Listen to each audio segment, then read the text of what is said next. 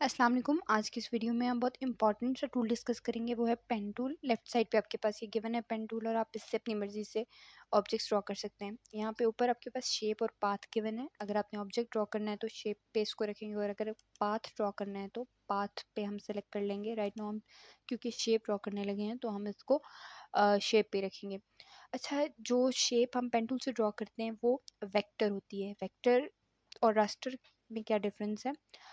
Vector आपका जो object होता है, अगर हम उसको रीसाइज करते हैं कंट्रोल की प्रेस करके, अगर उसको हम ट्रांसफॉर्म करते हैं यानी कि छोटा या बड़ा करते हैं, तो वो पिक्सेलेट नहीं होता, वो बिल्कुल वैसा ही रहता है। राइट।